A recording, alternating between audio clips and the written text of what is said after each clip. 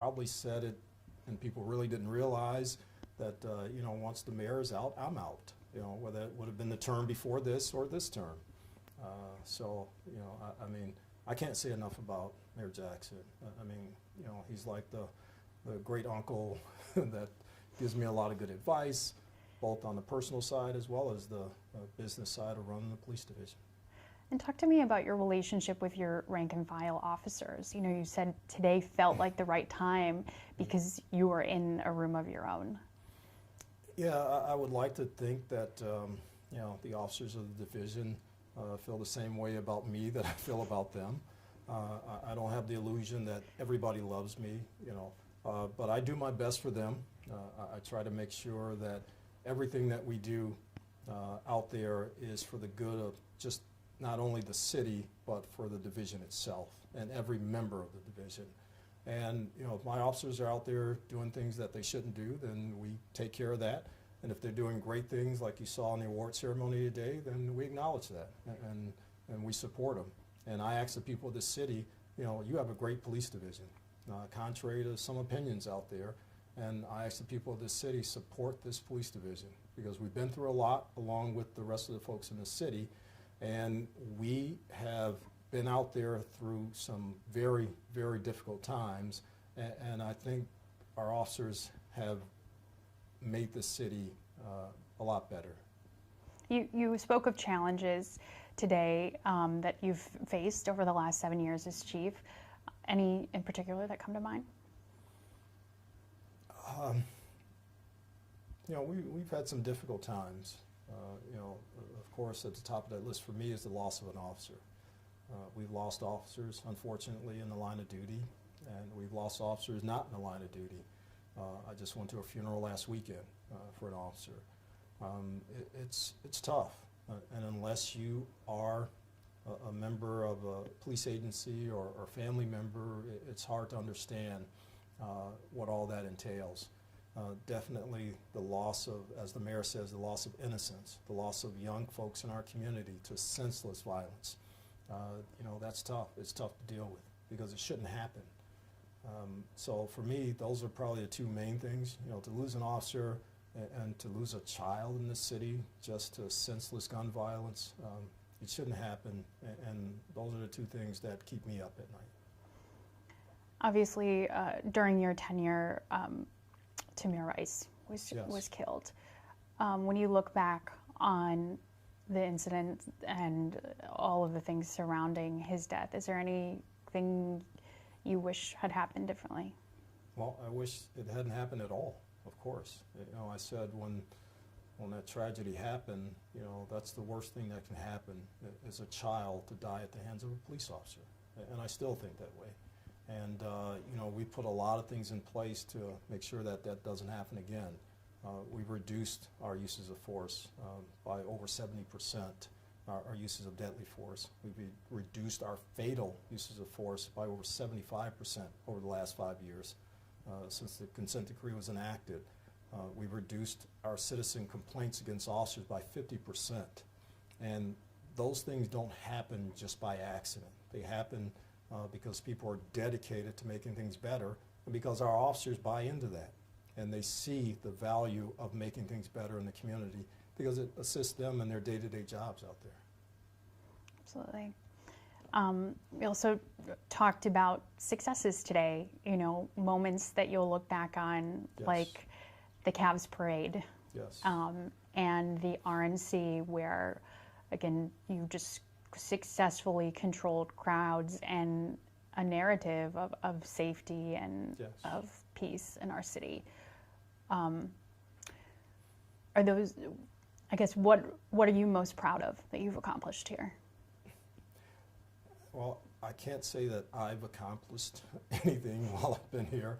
I can say that we as a team, and I mean the entire team, from the administration at City Hall, the City Council, Division of Police, definitely all of our public safety partners on all levels, state, local, federal, county. We couldn't have had the success of the RNC without our federal, state, local partners from all over the country. We couldn't have done the Cavs parade and came out the way it came out without our local partners around Northeast Ohio, coming to our aid. So it's always done in partnership. For me, those two really stand out, but we also have the NFL draft. We have coming up the NBA All-Star game in February. We had Major League Baseball All-Star game here. I could probably go and write a list of probably a dozen things that this division has been challenged with doing, and they did it effectively. They did it with safety, and they did it with a smile on their face, and people enjoyed coming to Cleveland, and that's always the goal. Let's make it enjoyable. Let's make sure that the folks that come here leave with that feeling of, I had a good time in Cleveland. Everybody was nice. Everything seemed safe. We were all good, and we're going to come back to Cleveland. And that's, the goal when we do a special event here. Yeah, absolutely. Now, I know obviously you mentioned it as we were talking before, but the consent decree has also been in place for a lot of your tenure. Monday, a report was filed saying that we're still years away from some of the benchmarks of success that have been set forth in the consent decree. How do you feel you're leaving things in the department? I think we're pretty good. If you look at consent decree processes around the country prior to when we got in 2015, the average for a consent decree is about 10 years. Before people really, or an agency really gets to the point where they're about to be, kind of given the blessing of that federal judge to be let out of that consent decree. We just finished year 7, so I think we're on track. We're in the assessment stage right now to where a lot of the things that we put in place are now going to be assessed by the monitoring team, and we have to have those 2 years of substantial and effective compliance, and a lot of subjects in 1 year is another. So I think we're on track. And again, the things I talked about earlier, reducing use of deadly force, reducing uses of fatal force, reducing complaints, things like that don't just happen overnight, and we've done that. And I'll put those stats up against any agency in this country, consent decree related or not, to reduce their deadly force by 75%. And we've done that. Significant. I know also we saw this week that issue 24, which you have passionately spoke out against, yes, I did. Passed here in the city of Cleveland. What do you think some of the impacts of that will be? Well, I still stand behind everything I said prior to the passage. I don't think it's a good thing for the city of Cleveland as a whole, and definitely not for the Division of Police, but we'll see. Our officers are professional. We'll do what needs to be done to take care of the people in the city. And I've encouraged all of our officers since it passed, we'll take care of business as we normally do. And, if things happen in this issue 24 business in this charter amendment that, cause some issues, then we'll work through them. But again, our men and women are professional. They understand that, we have to, bend to the will of the people and do the things that folks want us to do, and we've done that. We've done that since 2016 to a great extent, and even before that when the mayor put in some reform measures. So we'll be good. We'll be good. Part of your message today when you were at the podium was, again, to the men and women on your division, that the rest of us might not understand how hard that job is. Yes. And certainly over the past few years, since the death of George Floyd, there have been many public conversations around that, just how difficult it is, how hard it is to recruit new officers. What do you hope that the men and women that are serving Cleveland Police right now, carry with them, and that the rest of us understand about the job they're doing? It's a necessary job. It's a career that we can't do without, to be honest. There are certain cities that try to reimagine all of policing, and it's almost impossible to do that. You can redo parts of policing. Some of the things that we actually do day in, day out can be kind of, given to other entities or agencies. Yeah, that's viable. But the entire way we do policing, it's almost impossible to do that, especially with the short term that people want those things done. Will policing in 20 years be the same as it is today? No, because we evolve like society evolves. But I encourage my folks, again, to hang in there, to do our jobs to the best of our ability, and to make sure that first and foremost we take care of the people of the city. You know, I give my officers two charges. When they're in the academy or graduating or we're doing in-service training, I want you to be professional and I want you to be respectful.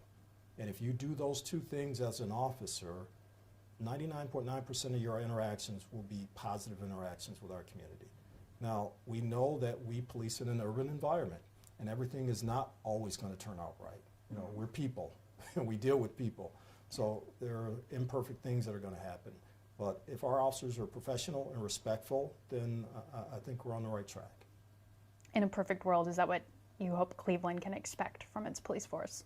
I think that's what Cleveland has gotten from its police force for the majority of the interactions that we have out there. I mean, we reduce complaints, we reduce arrests, we reduce uses of force. And, you know, our officers day in and day out run up against some things that folks probably only see in the movies. But it happens in the city, and you don't see our officers doing things that they shouldn't do on a routine basis. Now, we have over 1,000 officers, so things are going to happen. But for the most part, you know, our folks take care of business, and they do it professionally and respectfully. Just a few more questions for you. I know, you know, Mayor-elect Justin Bibb says he's going to search far and wide for the next chief. If you could choose your successor, what advice would you have? Wow. You know what? The next person that sits in this chair has to really come in and evaluate and see exactly what that vision should be going forward. But I also caution that person to take a look at what we've done so far. You know, don't discard it, because I think the division, Mayor Jackson's administration, has put a lot of things in place that are a key foundation to moving this division forward. And I can only ask for that next person to do a better job than I did, because that's what we all wish for this city. I love this city. You know, I'm really not going anywhere, and I want this city to do better and better and better as the years go on. Do you see your successor inside your department right now? We have a deep bench within the Cleveland Division of Police. We have a deep command staff bench that there are probably 4 or 5 folks that could definitely step in this job on January 4th and do an excellent job. So I do encourage Mayor-elect Bibb to take a look inside the division. What I've heard so far, and I haven't talked to him, and I hope to have the chance to sit down and just kind of give him an update on the division. But from what I've heard so far, he's going to look both inside and outside the division, which I'd have no issue with that. You know, there are a lot of strong candidates on both sides, but we definitely have a strong bench here within the Division of Police. So January 4th, what are you going to be doing? You know, if it was June 4th, I would say I'd be golfing, but since it's January 4th. And it'll probably be snowing here. Yeah, that Monday morning I'll probably be making the kids, hopefully, pancakes for breakfast and getting them out to school and daycare, and that'll be my day, and hopefully relaxing. Looking forward to having some more time with your family? Oh, definitely, definitely. And more time for golf? Yes. Anything else you're going to be pursuing? I don't know. We'll see. We'll see what comes up. I don't know.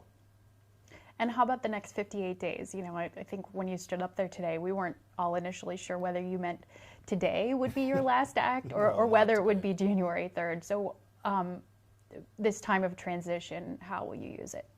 Well, we're actually preparing a transition document for the next person that sits in this office. And of course, the mayor is doing that for the entire city for Mayor-elect Bibb. But we still have a lot of work to do. We're building a new police headquarters. Those meetings are ongoing. Our consent decree process doesn't stop. Our day-to-day operations with personnel decisions, equipment decisions, training does not stop. What people have to realize is this never stops. This is a 24-hour operation, 7 days a week, no Christmas off, no holidays, no weekends. We operate when a lot of folks are at home enjoying themselves. So there's still a lot to do, and I plan on working until January 4th. January 3rd, I'm sorry. The 3rd. The 4th, you're sleeping in. Yes, the 4th, hopefully making breakfast and then going back to bed, but January 3rd, I will be here. Is there anything I'm not asking you that you want to make sure we include today? I just want to make sure the people of the city of Cleveland know that I love the city. I love the people in them, and I hope I've done you proud. I hope I've done you justice, and let them know that the men and women of this division that go out there and work hard every day love the city also, and they want only the best for the city. So we definitely want your support. Thank you so much for your time today. Thank you. Congratulations. Thank you. That was great. Thank you so much. Oh, no problem. Very wide-ranging, but it's a lot to ask, you know? Yeah. You kind of